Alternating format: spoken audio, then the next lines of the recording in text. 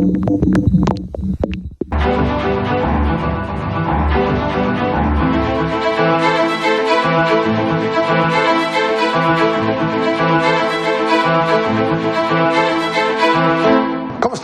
noches, bienvenidos al Bote Pronto de este martes. Hoy, como todos los martes, está conmigo Regina Tamés. Regina, hola, Carlos. Y hoy tenemos una invitada muy especial, me da mucho gusto tenerla aquí. No es la primera vez que está conmigo, pero me da mucho gusto. Ana, ¿cómo estás? Hola, ¿qué tal, Carlos?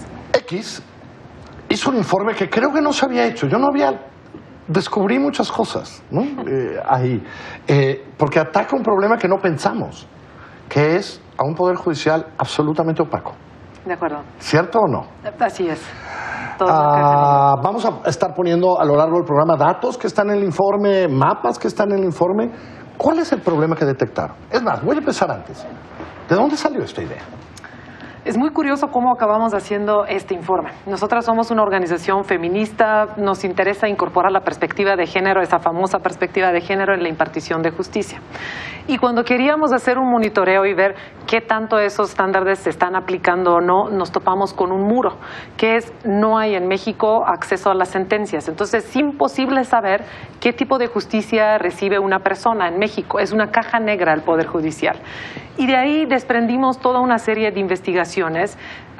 Empezamos primero por qué tanto el Poder Judicial cumple con sus obligaciones de transparencia. Ese fue un informe todavía en 2015, donde documentamos que ningún Poder Judicial en nuestro país cumple con ni siquiera el mínimo de requisitos de transparencia. Que ellos imponen. Además. ¿No? Y luego pasó algo muy interesante. El siguiente informe, Carlos, fue en 2016 con la llegada de la Ley General de Transparencia, la cual fue aplaudida y en muchos sentidos sí es una ley muy progresista, pero que le abrió al Poder Judicial local, le abrió todavía la puerta a aún más opacidad, ¿no?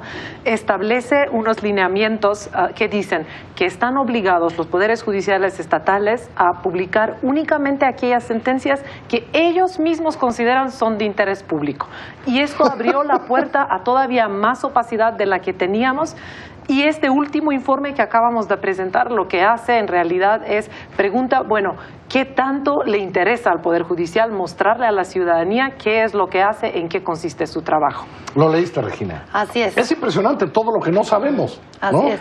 Sí, creo que, bueno, el trabajo de X siempre ha sido de un nivel impresionante y este informe no es la excepción.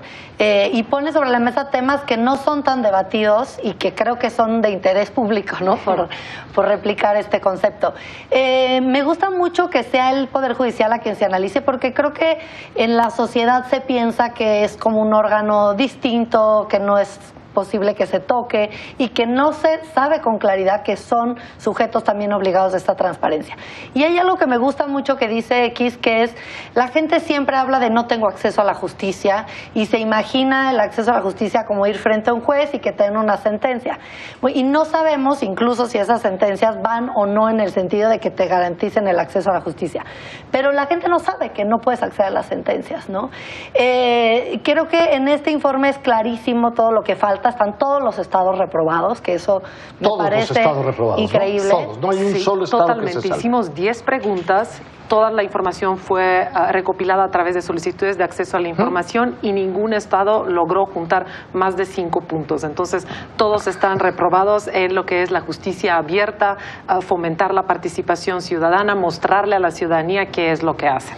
Es una verdadera caja negra. Porque yo creo que hay una cuestión que es gravísima. Cuando yo veía el informe este fin de semana, yo decía, ¿cómo se puede hacer política pública sobre fallas del Poder Judicial, o aunque no fueran del Poder Judicial, de la justicia en general, si ni siquiera tenemos esa información? Ese es el problema, ¿no? Sí, creo que la gran discusión sobre el Poder Judicial ha estado más sobre quiénes son los jueces, cuáles son las convocatorias, incluso un tema como de nepotismo, si hay familia. Esa ha sido la discusión y no la parte sustantiva de qué están resolviendo, cuáles son las bases de esas sentencias. Y al final es quien está resolviendo conflictos entre ciudadanía, entre ciudadanos, sí, pero también entre las mismas instancias públicas. Y en ese sentido creo que tiene que haber un empuje desde la sociedad civil, pero también un cumplimiento de ellos mismos, que no están al margen de la ley, que les aplique esta ley de transparencia, que no es algo tan conocido y que creo que el informe pone sobre la mesa la importancia de que conozcamos qué están resolviendo estas personas que les llamamos jueces. Sobre todo, Ana, por algo que en el informe queda muy claro, porque pone números que conocemos. Es decir, de todas las denuncias que llegan, que ya son menos de los delitos, muy pocas se judicializan, muy pocas llegan a sentencia. Pero qué importante que no sepamos cuáles son las sentencias que se logran, ¿no? No es el único, el Poder Judicial no es el único actor en la ruta de acceso a la justicia, claro. ¿no? Es el último y es mínimo en nuestro país, con una cifra negra tan grande. 92% de los delitos que se cometen en nuestro país ni siquiera se denuncian. De lo poco que se denuncia y de todavía menos que se abren averiguaciones previas, digamos, en un caso como violación, solamente 2.4 acaban con alguna sentencia condenatoria. 2.4%. Sí, pero ni siquiera sobre este pequeño porcentaje podemos asomarnos y ver con qué calidad se resuelve, si el acceso a la justicia es igual para todos, si el género juega algún papel o no. Y es muy, muy importante voltearnos a ver el Poder Judicial, porque es el único poder que no está electo públicamente. Entonces la pregunta es, ¿a quién le rinde cuentas un poder que no está electo así? Y hay una falta enorme tanto de interés como de conocimiento, que es lo que hace el Poder Judicial. ¿En qué sentido? De todo el mundo de solicitudes de acceso a la información que se hacen cada año a nuestras autoridades, solo 1.9% de las solicitudes están dirigidas al Poder Judicial. Eso habla de una brecha de lo que hace el Poder Judicial y la ciudadanía enorme que tenemos que ver cómo la llenamos. A lo mejor por esto que decía Regina, porque se han construido y hemos construido esta imagen pública de los intocables, ¿no? Los señores de la toga, ¿no? Los señores que están ahí, que no sabemos quiénes son, ¿no? Sí tenemos eso. Es impresionante. 1% de todos 1.9% de todas las solicitudes de acceso a la información. Y creo que a eso súmale el debate de, bueno, pero son asuntos privados y por qué se van a hacer públicos. Y ahí en este ejercicio que menciona Ana de las solicitudes de acceso, nosotras desde la organización en la que trabajo hacemos muchas de esas solicitudes de ese porcentaje mínimo. Y es interesante porque caes en temas como, o que te dice, no sé, tenemos una resolución, por ejemplo, del Tribunal Superior del Estado de México, donde te dice, no te puedo dar las sentencias porque no las tengo. O sea, así de absurdo. ¿Cómo? Así.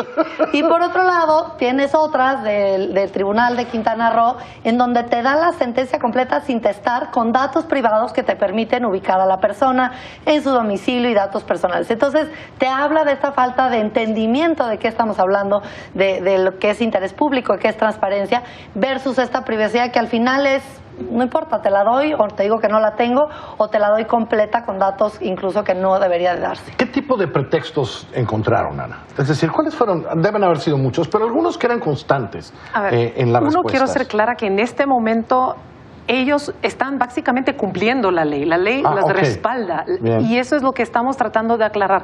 La Ley General de Transparencia se tiene que cambiar para determinar que todas las sentencias son de interés público, justo los argumentos que está dando Regina. Se trata de derechos, ¿no? Entonces tenemos que conocerlo. Incluso fallos de la Suprema Corte, ¿no? Digamos, la Suprema Corte, los poderes judiciales federales publican la mayoría de sus sentencias, pero estas no bajan, no llegan a la ciudadanía, no llegan ni siquiera a los jueces. Tenemos diagnósticos a nivel local que solo 8% de los jueces a nivel local conocen la jurisprudencia de la Suprema Corte. Entonces, incluso en la misma estructura del Poder Judicial 8% de los jueces no fluye conocen la información, no, la conocen, solo 8 la conocen. Entonces, tenemos que cambiar la ley, pero también se tiene que promover otro tipo de cultura.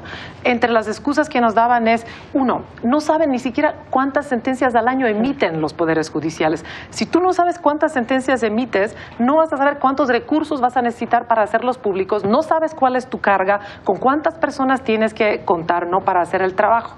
Luego de eso, ¿qué es interés público? No tenemos una definición firme. Entonces, cuando preguntamos qué sentencias consideran de interés público, ve uno un mar de diferentes respuestas. Con la respuesta, es decir, Chihuahua piensa una cosa, Chiapas piensa otra y Quintana Roo otra. Negocios importantes o una sentencia extraordinaria por su calidad o algo que trata de interés nacional, ¿no? Hay una variedad de respuestas ahí y con razón todos difieren en cuántas sentencias hacen públicas, ¿no? Lo más fuerte y lo que me encantaría resaltar es cuando preguntamos ¿qué es lo que ustedes entienden como participación ciudadana? Hay unas respuestas, Carlos, desde dar despensas, regalar juguetes, abrir espacio para voluntarios en la Corte, hasta abrir cuenta de correo para que nos pueda escribir la ciudadanía, ¿no? Tenemos que hacer más esfuerzo, es un servicio público y ahora se me hace más relevante que nunca con toda la presión que se está dando alrededor de la corrupción. De la Corte Judicial y de corrupción. Esto. Todos sabemos por qué X empezó este trabajo hace tantos años. Porque quería ver qué estaba pasando con las mujeres. No lo sabemos. Todavía no sabemos. Todavía no lo tenemos claro, pero algunas cosas intuimos de tu trabajo de muchos años y del tuyo. Algunas cosas intuimos, ¿no? Con lo poco que sabemos. Sí, que es interesante, por ejemplo, en cuestiones sustantivas, que no te sabe decir el tribunal quiénes son los sujetos, si es una mujer o es un hombre, ¿no? En el caso, por ejemplo, de preguntar sobre sentencias de aborto, no tienen desagregados si son hombres o mujeres quienes están acusados del delito de aborto, o no, mucho menos si son personas indígenas que tienen discapacidad. O sea, ese nivel de detalle jamás. Ni soñarlo.